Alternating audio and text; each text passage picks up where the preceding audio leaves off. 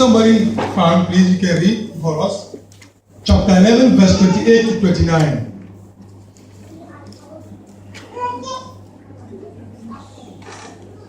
Beside the other things, what comes upon me daily, my deep concern, Paul is saying, my deep concern for all the churches,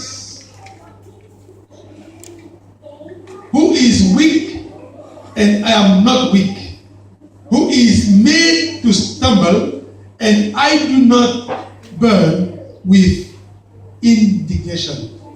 So number one concern here of Paul was that he has a concern. That concern for all the churches. And the purpose as well for his labor. In Colossians chapter 1, verse 28, he has a purpose to labor for the church. I think we will discover that it's time for us to move our ministry from program to purpose.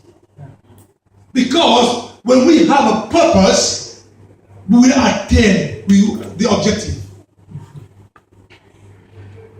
And Paul continued to present the statement of his commitment with his endurance for the sake of the chosen in 2 Timothy chapter 2 verse 10. Can we read that, please? 2 Timothy 2:10.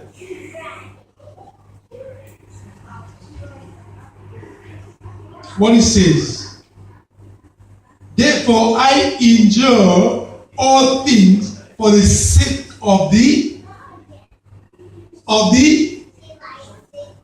are you following me, please? Yes. Are we together? Are you reading from the Bible? For the sake of the chosen, elect. That they may also do what? Salvation. That they may also Obtain the salvation. obtain the salvation. Which is in Christ Jesus. Amen. This is the endurance of his work. He has a commitment for the spiritual growth and welfare of the believers. That is why in the three more, in fact, we have more of that, but I only highlight three texts. Number one, his concern of all the churches. Number two, his purpose for his labor. And number three, his endurance for the sake of the chosen. You know, everything he was doing is because of the salvation of children of God. Nothing else. Nothing like a status. Nothing like power. Nothing about money. Nothing about anything. But as Christ said, he came to seek and to save those who are lost. This was the concern. And my concern is that we are only bringing members in the church. And then we don't build them up. We don't prepare them to have this purpose of the labor that we have been given and the endurance of our faith. After commitment, the goal then of the commitment, the goal of this commitment is to do what? The goal of a discipler is to do what?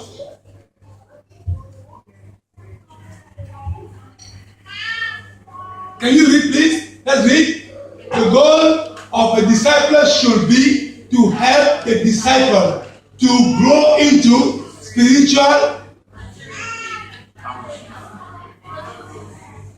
If, as a member, we are not discipler, we will never help any member to be a disciple.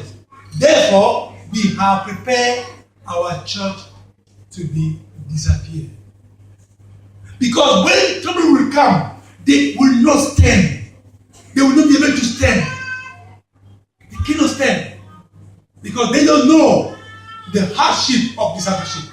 They don't know the cost of disciples. That's why Paul's commitment is our commitment. That we should be able to help those who are learning, apprentice learner, to grow spiritually. How much this quarter we have made disciples? How many disciples have graduated this quarter? Last quarter. We are in June, right? We are in July. We have already spent 2 quarters, 1 semester. How many disciples have been trained and empowered to empower other disciples into maturity, functional, and fruitfulness? The welfare of a church member is the goal of the other church member. Amen? Are you with me? Yes. It's hard to digest, right? It's hard to digest. I know it's not easy. As a pastor, I struggle with it. And I know that as from now on, my duty is to make disciples, not only evangelistic campaign, baptized member, and we don't know even their name. Where they are staying, we don't even know where they stay. We don't even know what kind of shoes are they wearing. That's why in my 7th presentation of discipleship, the Lord impressed me to say that the church is at home.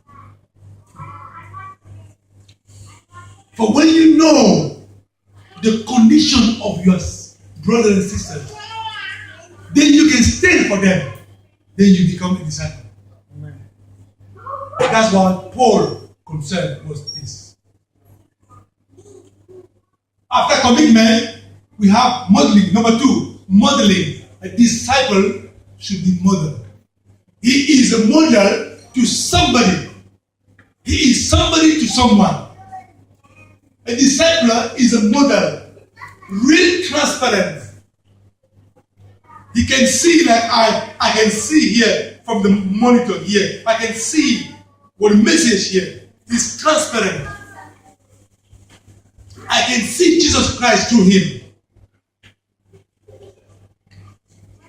A discipler for disciples is to have a spiritual walk with the Lord, not with me. I am helping another member to have a spiritual walk with the Lord. That's why Daniel, in the den of lion, or we can take the 3 Hebrews, Daniel showed his modeling with the 3 Hebrews, his character, his faithfulness, and his endurance. The goal is for the disciple to emulate the conviction and, can we read together, please? Can we read? The goal is For the disciples to emulate the convictions and kindness of the disciples. emulate the conviction. My friend, how many of us has brought one member this year in the church? One friend that we are bringing or we are praying for every day. The point is that we should be able to emulate the conviction that the disciple will see that indeed this pastor, this brother is convict. I have conviction in him. I can follow him. For Jesus called them before he asked them to follow him. What he did, what Jesus did to the people that he ministered. He mingled with them, right? He take care of their bruises. He take care of their life. After he won their confidence, then he begged them to follow him. They were convinced that this man indeed is the one we should follow.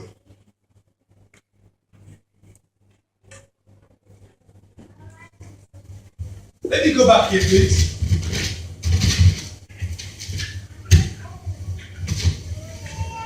The passion.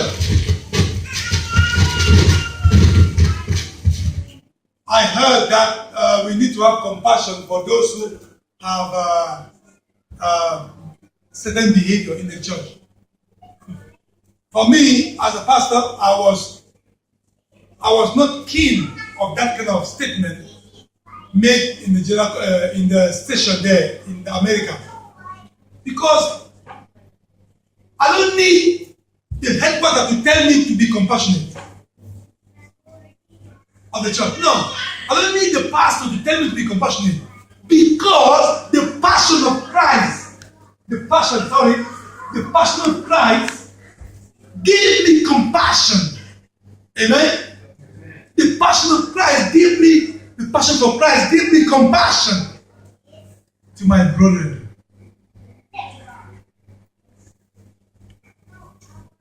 When I see my sister this morning, one of my sisters was coughing, and right there I started praying for her. I was praying. I said, Lord, in the name of Jesus, you heal my sister.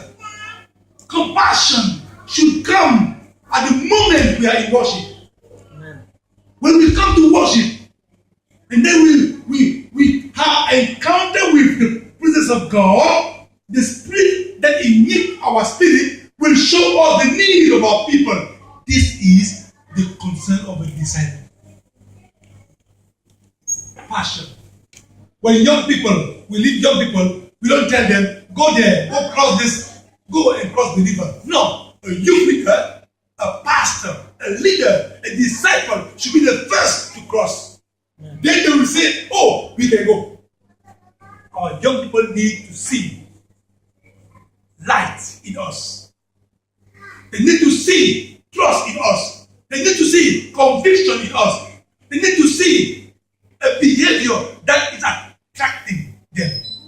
But if they see passivity, they cannot see trust, they cannot see standing, they will relax. They will follow the drug dealers who have willingness to give everything. But if they see in us that we can stand for them, they will follow us. Amen? Amen. Yes. Passion, conviction, and passion.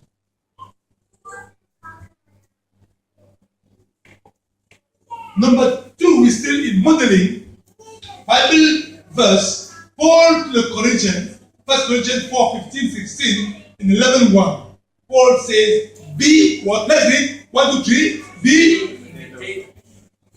Be imitators of me. In the Philippians, he says, let's read please. Follow my example. In Thessalonians, one says, Follow my example. what are we saying to our young people?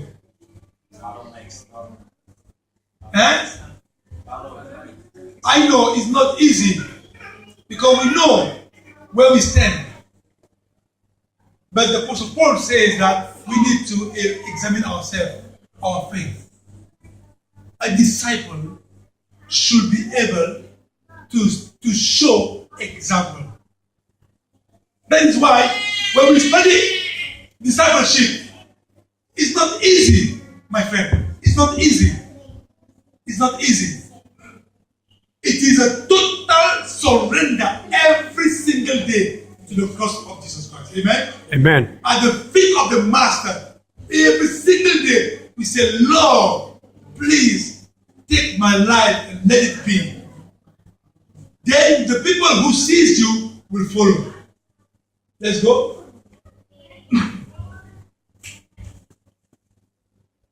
In Hebrew, it says, imitate their faith. In 2 Timothy, in 1 Timothy, he said, you will be example in speech, in conduct, in love, in faith, and purity. How yourself an example of those who believe. In 2 Timothy, he said, follow my teaching, my conduct, my purpose, my faith, my patience, and love, my perseverance, and my suffering. Paul suffered, and he stayed He said to Timothy, follow. You see what I've been enduring. Please follow. There will be hardship. To Titus, he says, be an example to the elders and to the young people and to the church, to the believers. Discipleship has these 4 anchors: commitment, modeling, and then personal attention. How do we prepare? How do parents give attention to the new baby?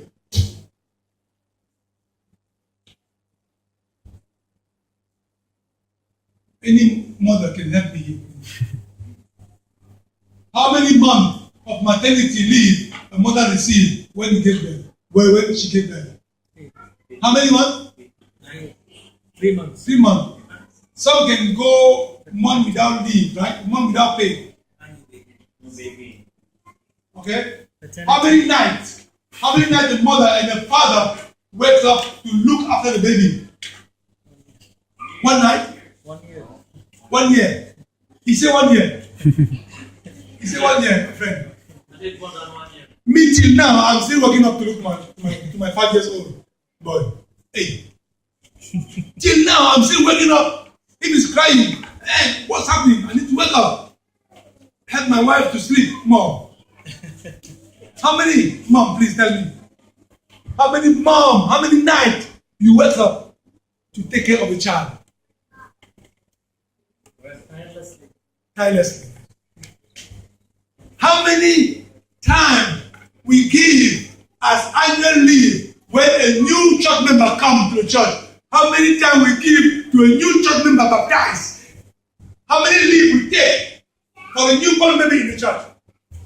We take as leave. We pay attention to that member. How many months? Commitment, modeling, and personal attention. It is very important that personal attention. Why do we need personal attention? Personal attention is to help each one with unique needs. I have kids. All of them have different personality. They have unique needs. So we should look after their life in a special way. Okay? Number 4, teaching. Biblical truth is an essential component of biblical discipleship. If you become a disciple without the knowledge of the Bible, you will never be a disciple. You can be a pastor, but not be a disciple. You can be an elder without being a disciple. Or even president of conference without being a disciple. That is why when we come back to the word, to the Bible, it defines of what it means to become a disciple. As Christian, a Christian cannot spiritually mature without biblical understanding. But a Christian may have much biblical knowledge and yet be spiritually immature. Is it possible? Is it possible? Are you with me?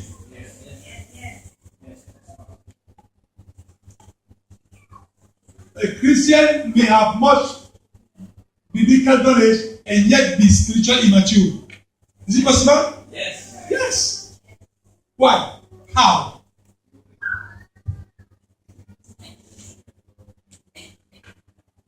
If you didn't really understand what is, meaning he's not experiencing what is really teaching. Understanding, experiencing, cannot be able to explain, right? To share or to be able to teach, right? What else? Why? But how come I can memorize the Bible, I can know everything, but without having that spiritual maturity? Why? Why? Yes, sister? Yes, sister? Please. Anyone? I want to hear the voice of a lady. Give an answer. How many ladies are here that have been born in Adventist church, in Adventist family? Then tell me, sister, you have been born since you have been born in Adventist family. You have been nurtured with the Bible.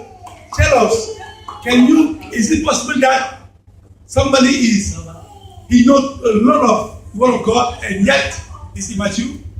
It's possible because actually I'm a daughter of a pastor. A PK. Praise the Lord. Amen. Yes. Good. We've been in church since we were young. Yes. But of course there are days that we're not so into studying the Word of God. Uh-huh.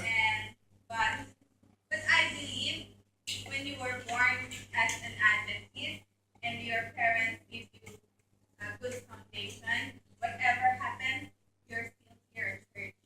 Even though you're not spiritually mature, I know God will eventually help you.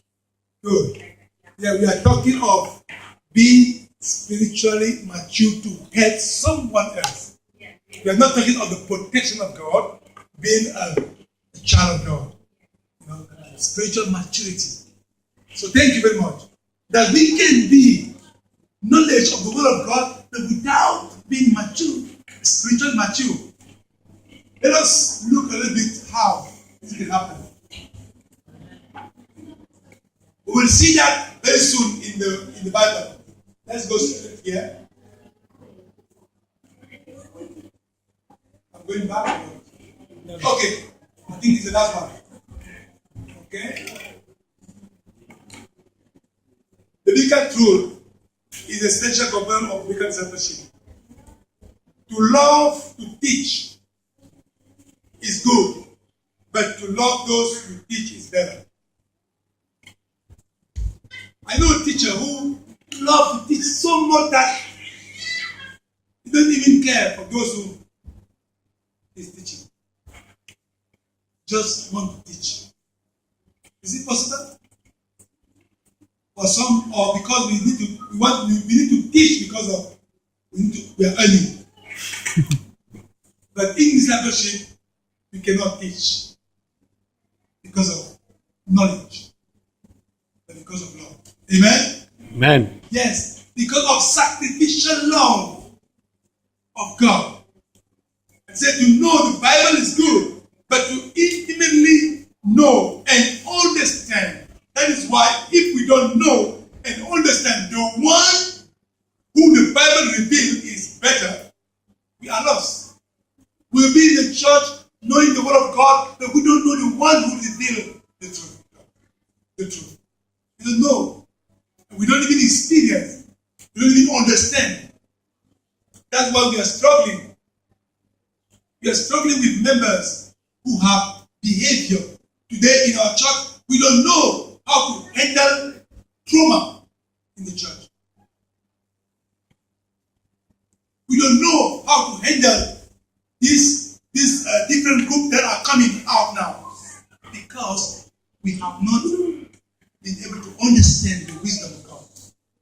So let's go to the Bible and close our session, please. Open your Bible in the book of 2 Timothy, chapter 3.